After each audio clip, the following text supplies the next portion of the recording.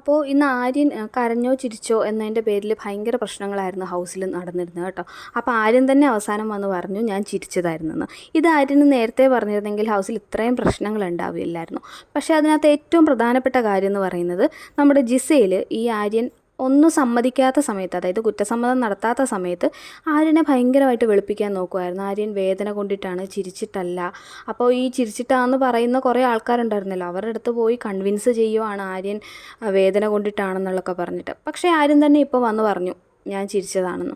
അപ്പോൾ ഈ ജിസയിൽ ഇവർ രണ്ടുപേരും ഭയങ്കര ഫ്രണ്ട്സാണെന്ന് സമ്മതിക്കാം. ജിസയിൽ ആര്യൻ ചെയ്യുന്ന എല്ലാ കാര്യവും ഉടനെ അങ്ങ് സമ്മതിച്ചു കൊടുക്കുക, അല്ലെങ്കിൽ അത് അംഗീകരിക്കുക എന്ന് പറയുന്നത് വളരെ തെറ്റാണ്. അയാളുടെ ഭാഗത്ത് തെറ്റുണ്ടെങ്കിൽ ജിസയിൽ അത് ചൂണ്ടിക്കാട്ടണം, അല്ലെങ്കിൽ ഇവർ തമ്മിലൊരു കമ്മ്യൂണിക്കേഷൻ വേണം. ഇത് എനിക്ക് തോന്നുന്നു ജിസയിലും ആരും തമ്മിൽ കമ്മ്യൂണിക്കേഷൻ ഉണ്ടായിട്ടുണ്ടോ എന്നറിയില്ല. ഉണ്ടായിരുന്നെങ്കിൽ, അല്ലെ ഇവരുടെ ഒരു പ്ലാൻ ആയിരുന്നെങ്കിൽ പോലും രണ്ടുപേരും ഒരേ സ്റ്റാൻഡിൽ തന്നെ ഉറച്ചു നിൽക്കണമായിരുന്നു. ഇതിപ്പോൾ രണ്ടുപേരും രണ്ട് സ്റ്റാൻഡിലാണ് നിൽക്കുന്നത്.